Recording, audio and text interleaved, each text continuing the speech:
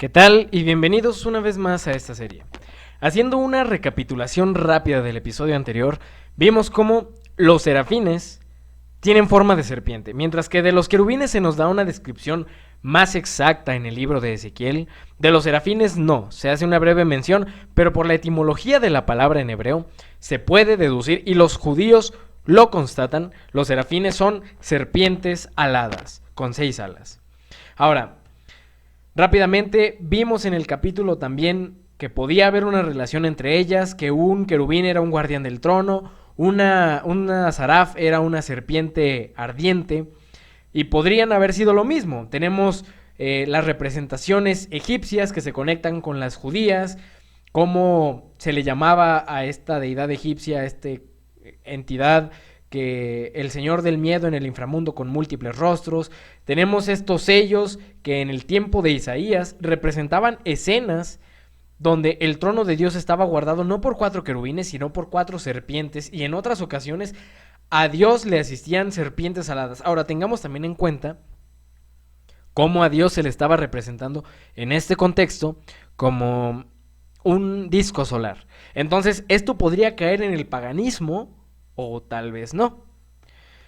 Al final, llegamos a un punto. También vimos cómo el Leviatán era un serafín, según la demonología más europea, y que era el demonio de la envidia. Supimos que el demonio de la envidia es Satanás, pero la pregunta aquí es: ¿por qué Satanás eligió una serpiente?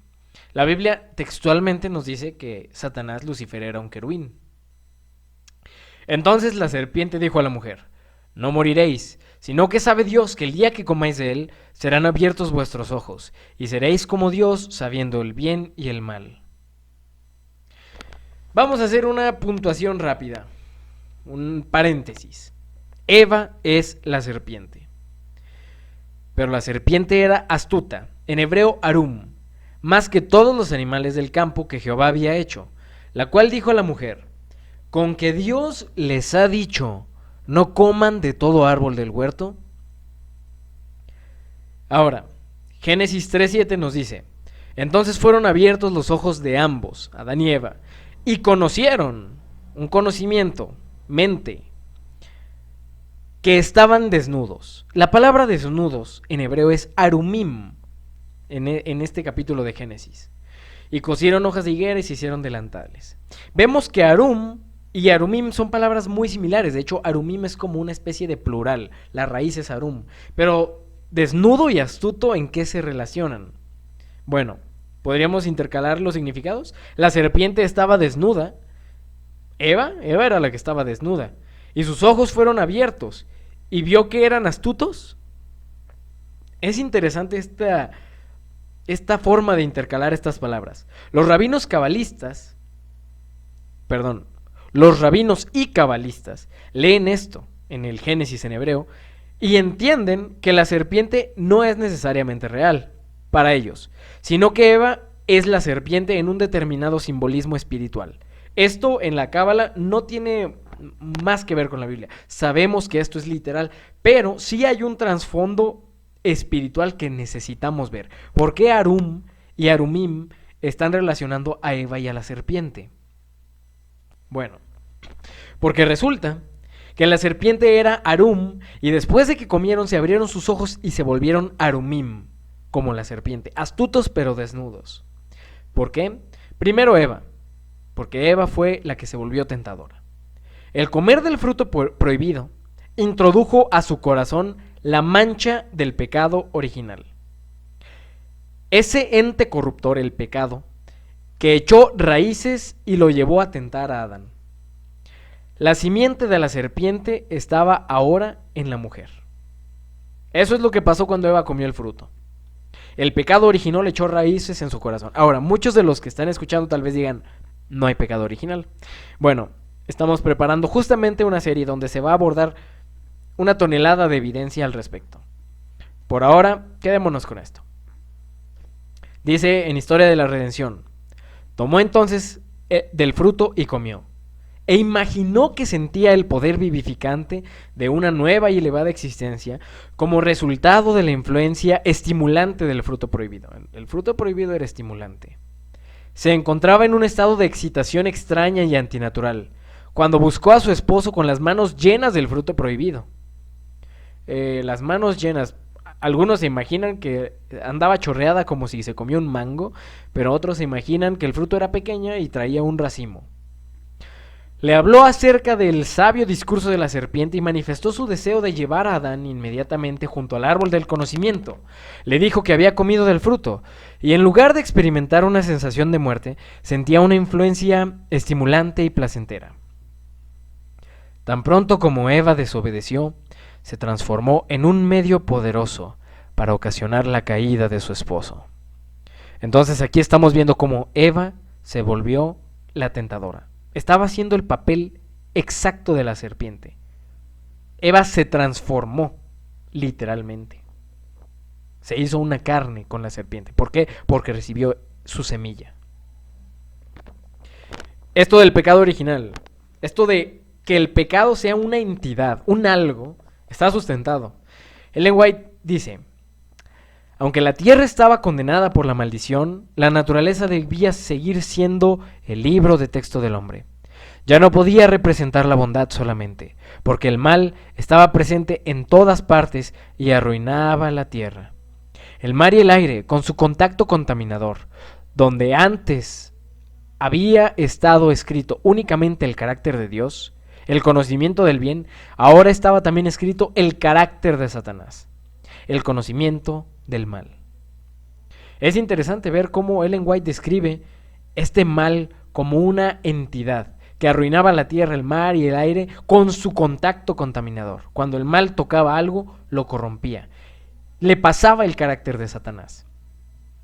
Hasta el aire, del cual dependía su vida, llevaba los gérmenes de la muerte. También se les recordaba continuamente la pérdida de su dominio.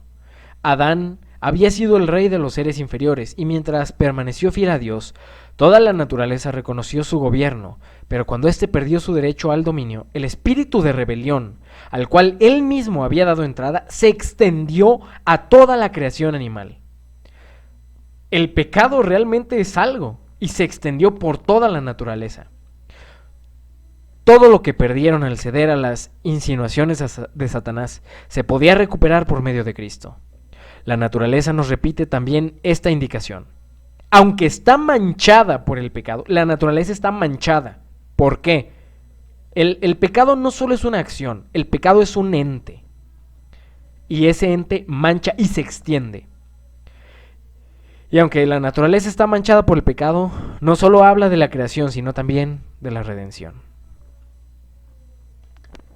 Una vez que el pecado entró en Adán, pudo extenderse como una mancha sobre toda la tierra, que éste tenía bajo su dominio.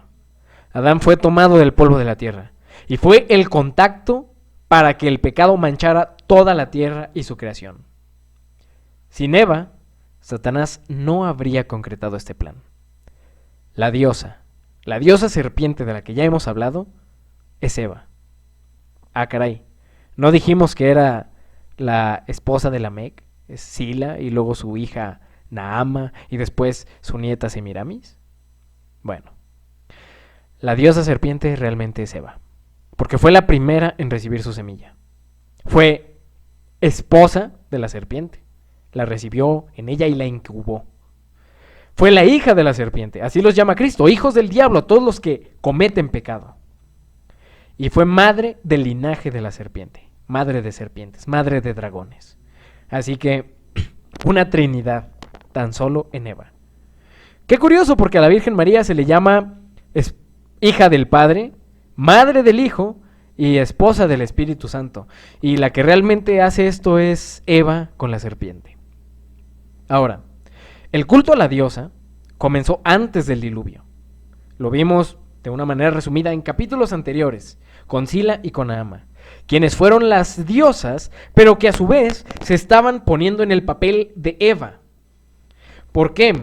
Porque originalmente no se trataba el culto hacia Eva, era más hacia la serpiente, pero entonces Sila y Naama, al ser las primeras mujeres introducidas en sociedades secretas, van a también meter estos conceptos se van a desarrollar más plenamente con ellas. El concepto del culto relacionado a la serpiente, y este culto va a trascender el diluvio con Cam y Semiramis. Cam porque fue el esposo de Naama entró al arca, y Semiramis posteriormente porque fue la que lo esparció hacia toda la humanidad. Ahora, estas mujeres, Sila y Naama, antes del diluvio, distorsionaron el papel del pecado de Eva y lo convirtieron en su deleite. Así el culto a la diosa se extendió con el tiempo. Semiramis y sus antepasadas se fusionaron en conceptos de tal forma que la diosa tiene la dualidad masculina y femenina en una perversión sexual desde que Nimrod, que era el representante del dragón en la tierra, reinó con su esposa Semiramis. Esto ya es después del diluvio. Ahora, Nimrod murió y después Semiramis salió embarazada cuando los rayos del sol, que recordé, vamos a ver cómo el sol es un símbolo serpentino, tocaron su vientre. Y esto dio después a luz a Tamuz. Qué curioso, ¿no? El nacimiento virginal que habíamos dicho. ¿Cómo es que las culturas antiguas lo sabían? Bueno, Satanás también lo sabía y lo plagió. ¿Por qué? Porque estaba en las estrellas. Eso Dios lo hizo del conocimiento público. Ahora, cuando Tamuz fue asesinado como a los 33 años, hubo un luto por Tamuz durante 40 días, en los cuales se ponía el símbolo de Tamuz, que era una cruz en la frente, con cenizas. ¿De dónde viene la cuaresma? De Semiramis y Tamuz. Ahora, Semiramis lo resucitó teniendo relaciones con su hijo muerto, que ella consideraba la reencarnación de Nimrod. Curioso, ¿no? Es la esposa de su hijo, en cierta manera. Entonces es esposa del padre, madre del hijo y esposa del hijo, y ve tú a qué se inventan en estos conceptos. Así la diosa Semiramis, su esposo, su hijo y la serpiente antigua son una sola carne. Esta diosa Semiramis, de paso, era representada con una paloma blanca, que es la que estamos viendo precisamente aquí. Esta es una representación de esta diosa. Ahora es interesante también que tiene aquí en la mano el Ankh, la llave, la cruz de la vida egipcia, que también es símbolo de Tamuz, de ahí viene. Y tiene un cáliz rojo. Ya habíamos hablado de la copa de Leviatán. ¿Qué tiene que ver esto? Bueno, se le llamaba también a Semiramis la Virgen Perpetua. Y ella es la gran ramera de Apocalipsis, es la diosa. Y entonces así tenemos a la Trinidad católica finalmente. Nimrod, el padre. Tamuz, el padre que es la reencarnación del hijo. Perdón, el hijo que es la reencarnación del padre. Y la madre Semiramis, que pues viene a ser el Espíritu Santo. Es una trinidad medio extraña. Mencionábamos, ¿por qué Satanás eligió una serpiente? Porque ya vimos que Eva es la serpiente. Pero ¿por qué Satanás eligió una serpiente? Bueno, tú, querubín grande, protector, yo te puse en el santo monte de Dios. Ahí estuviste. En medio de las piedras de fuego te paseabas. Perfecto eras en todos tus caminos desde el día en que fuiste creado, hasta que se halló en ti maldad. Sabemos que Satanás, Lucifer, era un querubín, que se enalteció su corazón a causa de su hermosura y corrompió su sabiduría a causa de su esplendor. Ahora, la apariencia física de Lucifer era algo que primaba. ¿Por qué? Porque gracias a eso, a su hermosura, se enalteció su corazón y corrompió su sabiduría a causa de su esplendor, de su físico, de su apariencia y de su poder, claro. Aparentemente el hecho de que Satanás elija una serpiente y que se identifique a Leviatán con un serafín, etc., nos llevaría a pensar que Satanás podría ser un serafín, pero aquí nos dice que era un querubín. Bueno, Satanás busca resaltar su hermosura, su vanidad. Eligió una serpiente porque, aunque no lo sabemos, alguna característica de serpiente Satanás tiene, físicamente. Satanás es un querubín y es un serafín al mismo tiempo. Ahora, esto en el caso de que sean criaturas diferentes. En el caso de que sean lo mismo, pues es Lucifer totalmente. Por eso decimos, Satanás es 2 en 1. Satanás parece paralizado al contemplar la gloria y majestad de Cristo en la segunda venida. El que en otro tiempo fuera uno de los querubines cubridores, recuerda de dónde cayó. El que fuera serafín resplandeciente, hijo de la aurora, cuán cambiado se ve y cuán degradado está excluido para siempre del consejo en que antes se le honraba. Satanás, según Ellen White en El conflicto de los siglos, sí es un querubín y es un serafín. Ahora, tal vez sea una creación única, 2 en 1, o tal vez querubín y serafín realmente sea lo mismo. En el cielo, antes de su rebelión, Lucifer era un ángel honrado y excelso, cuyo honor seguía al del amado Hijo de Dios. Su semblante, así como el de los demás ángeles, era apacible y denotaba felicidad. Su frente, alta y espaciosa, indicaba su poderosa inteligencia. Su forma era perfecta, su porte noble y majestuoso. Una luz especial resplandecía sobre su rostro y brillaba a su alrededor con más fulgor y hermosura que en los demás ángeles. Sin embargo, Cristo, el amado Hijo de Dios, tenía la preeminencia sobre todas las huestes angélicas. Era uno con el Padre antes que los ángeles fueran creados. Lucifer tuvo envidia de él, el demonio de la envidia, un serafín, el Leviatán, y gradualmente asumió la autoridad que le correspondía solo a Cristo. La descripción que Ellen White da de Lucifer es como la de un ser humano. Sin embargo, es a la vez bastante general, pero con base en lo anterior, alguna característica serpentina ya poseía Lucifer en el principio. Ahora, cuando Dios le dijo a Moisés, haz un saraf, ve y hazte un saraf y ponla en una asta, y cualquiera que fuere mordido y mirare a ella vivirá. Un saraf, una serpiente ardiente alada. ¿Será que Moisés realmente hizo esto? ¿El caduceo? ¿O algo parecido a esto? ¿Por qué esto tiene relevancia como símbolo? ¿De dónde salió? ¿Satanás se lo plagió de algún lado? Que no le sorprenda. Y entonces llegamos a esto, el quinto evangelio y la naturaleza de Cristo. 4 evangelios, 4 caras de los querubines, pero los serafines son serpentinos. ¿Hay un quinto evangelio? Y como Moisés levantó la serpiente en el desierto, así es necesario que el Hijo del Hombre sea levantado. Todo este asunto de Moisés y la serpiente ardiente, el saraf, tiene un trasfondo y un propósito, y es llevarnos a Cristo. Ya vimos a Satanás, pero Satanás quería copiarle a Cristo. Apocalipsis, el quinto evangelio. Es el testimonio de Jesucristo dado por Jesús directamente a Juan. De hecho, Apocalipsis es el evangelio de Jesús. Es el único libro que se podría decir que casi Cristo escribió. En cierta forma deberíamos de valorarlo más porque casi podríamos decir que es el libro más importante en este sentido. La revelación de Jesucristo. Y Apocalipsis 4 nos dice algo interesante. Y delante del trono había como un mar de vidrio, semejante al cristal, y junto al trono y alrededor del trono, 4 seres vivientes llenos de ojos por delante y por detrás. 4 seres vivientes, los 4 querubines de Ezequiel. El primer viviente era semejante a un león, el segundo semejante a un becerro, el tercero tenía rostro de hombre, y el cuarto semejante a un águila volando. Son los 4 rostros de los querubines. Si Juan está viendo solo uno, significa que los querubines están orientados tal vez en direcciones diferentes, a las 4 esquinas del trono.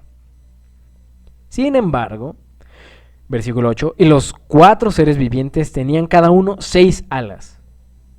6 alas, eso corresponde a los serafines. Los querubines tienen 4. Y alrededor y por dentro estaban llenos de ojos. Y no cesaban día y noche de decir, Santo, Santo, Santo es el Señor Dios Todopoderoso, el que es, el que era y el que ha de venir. Ese Santo, Santo, Santo son lo que dicen los serafines. Ahora, vemos que es una combinación de características entre serafín y querubín. A pesar de que sus descripciones individuales en Isaías y en Ezequiel son muy distintas, ¿cuál es el propósito? Bueno, el propósito es la quinta naturaleza de Cristo. Porque ya vimos que las 4 naturalezas de Cristo, las primeras están representadas en los 4 rostros. Pero el poner a los serafines mezclados con los querubines, sabiendo que el serafín es la serpiente alada, la serpiente ardiente, es poner la quinta naturaleza de Cristo sobre la mesa. La serpiente serafín se fusiona con las otras 4 naturalezas representadas en los querubines. Esto en Apocalipsis. Solo en Apocalipsis, que es la revelación de Cristo. Cristo creó todo, y cada creación refleja el carácter de Cristo. Aún la serpiente fue creada por él, pero Satanás corrompió tal símbolo. Apocalipsis 12, además, introduce al serafín, al Leviatán, que también era un querubín, pero como el acérrimo enemigo del arcángel Miguel. Este es Cristo. Para quien no entienda por qué Miguel es Cristo y quien diga es una herejía, tenemos todo un estudio donde se demuestra que no es demeritar a Cristo, sino que es una posición exaltada, un rol. Ahora, el gran dragón rojo de 7 cabezas, el Leviatán, la serpiente antigua que se llama Diablo y Satanás, que también era un querubín y tenía las características, por tanto, de toro, león, buey y hombre. Entonces Satanás también tenía estas 5 naturalezas. Ahora, rápidamente mencionamos esto. Arge, los príncipes de los ángeles, arcángeles. Dice 1 de Pedro 3, quien habiendo subido al cielo, está a la diestra de Dios, Cristo, y a él están sujetos ángeles, principados, esto es arge o príncipes, y potestades. También se nos dice, él es la imagen del Dios invisible, el primogénito de toda creación, porque en él fueron creadas todas las cosas, las que hay en los cielos y las que hay en la tierra, visibles e invisibles, sean tronos, sean dominios, sean principados, arge o príncipes, sean potestades. Todo fue creado por medio de él y para él. Cuando hablamos del arcángel Miguel, hablamos de Cristo. Sin embargo, resulta que sí hay más arcángeles. Y es algo que en otro momento dijimos que no. Sin embargo, aquí debemos corregir. Sí hay más arcángeles. Príncipes, arge, que están sujetos a Cristo. ¿Cómo que hay más arcángeles que Miguel? Bueno, los querubines y serafines. Ahora, veamos que Ellen White parece que los maneja por separado, como si no fueran exactamente lo mismo. Los ángeles y arcángeles. También parece como si no fueran lo mismo, pero ángeles están supeditados a arcángeles. Por lo tanto, querubín podría estar supeditado a serafín, siendo casi lo mismo, con un rango superior y por tanto con una característica diferente. Tal vez. Están contemplando la batalla que se desarrolla en la actualidad. ¿Entre quiénes? Entre el príncipe de la vida y los poderes de las tinieblas. ¿Y qué hace Dios? Nos muestra cómo tenemos que actuar, cómo tenemos que librar la batalla. Dejó las cortes celestiales, dejó a un lado su vestidura real y revistió su divinidad con la humanidad. Se hizo un hombre entre los hijos de los hombres y anduvo por el mundo ¿como qué? Como representante del amor de Dios. Un ejemplo que podemos estudiar. Un carácter que podemos imitar en todos sus aspectos para que podamos comprobar que no vivió para glorificarse a sí mismo, sino que vivió para exaltar a Dios. Vino a vivir la ley de Dios, porque Satanás estaba ejerciendo su poder para influir sobre los hombres y sus sofismas mentirosos estaban continuamente acosándolos. Lo interesante de aquí, más allá de todo el texto, es que Elena de White menciona querubines, serafines, ángeles y arcángeles. Ahora, escuchad sus voces cuando cantan potentes hosanas mientras agitan las palmas de la victoria. Una música hermosa llena el cielo cuando sus voces entonan estas palabras. Digno, digno es el Cordero que fue inmolado y resucitó para siempre. Salvación a nuestro Dios que está sentado en el trono y al Cordero y a la hueste angélica. Ángeles y arcángeles, querubines, cubridores y gloriosos serafines repiten el estribillo de aquel canto gozoso y triunfal diciendo: Amén. La bendición y la gloria y la sabiduría y la acción de gracias y la honra y el poder y la fortaleza sean a nuestro Dios por los siglos de los siglos. Entonces aquí tenemos a los querubines cubridores, que son los 4 que están en el trono de Dios, y parece que los pone en otra categoría que los serafines, pero parece que luego Juan los combina. Es complicado. Pero aquí viene un punto interesante. Cristo, como sumo sacerdote detrás del velo, inmortaliza de tal manera el Calvario, que aunque vive para Dios, muere constantemente al pecado, y de este modo, si alguien peca, tiene un abogado ante el Padre. Salió de la tumba rodeado por una nube de ángeles, revestido de un poder y gloria maravillosos, los de la divinidad y humanidad combinadas. Cristo combina divinidad y humanidad. Tomó en sus manos el mundo sobre el cual Satanás pretendía presidir, como si fuera su legítimo territorio, y mediante la obra maravillosa de dar su vida, restableció el favor de Dios a toda la raza de los hombres. Los himnos de triunfo se extendieron en ecos por todos los mundos. El ángel y el arcángel, el querubín y el serafín entonaron un himno de triunfo ante ese asombroso acontecimiento. Categóricamente, según la angelología, los arcángeles están por debajo de querubines y serafines. Por lo tanto, diríamos que el arcángel Miguel Cristo estaría debajo de Satanás como querubín y serafín. Vamos a explicar esto de una manera sencilla. No está claro, ni por la Biblia ni por Ellen White, si los querubines y serafines son lo mismo. A veces parecen conceptos separados, a veces se funcionan, y de hecho no es nuestro trabajo entender esto del todo.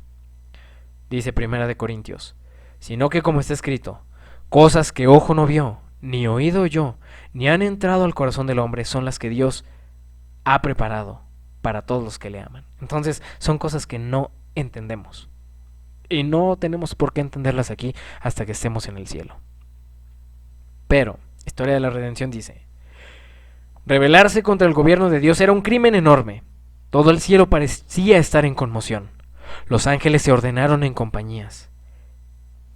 Los ángeles se ordenaron en compañías. Cada división tenía un arcángel comandante al frente. Tenía un ángel comandante al frente. Y al hablar de un ángel comandante al frente es un arcángel. Entonces cuando habla del ángel y del arcángel, está hablando del ángel que dirige a una compañía de ángeles. Satanás estaba combatiendo contra la ley de Dios por su ambición de exaltarse a sí mismo y no someterse a la autoridad del Hijo de Dios, el gran comandante celestial. Y aquí está la clave. Cristo es arcángel, ¿por qué? Porque es el comandante de todo, absolutamente todo el cielo. Sí, hay más arcángeles que dirigen compañías de ángeles, pero Cristo es el gran arcángel. ¿Por qué? Porque a él están sujetos ángeles, principados, o sea, arcángeles y potestades.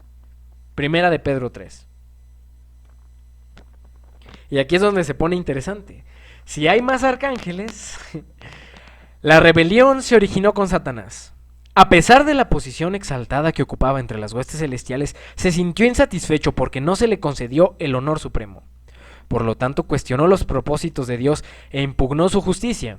Dedicó todos sus poderes para seducir a los ángeles y apartarlos de la lealtad que debían a Dios.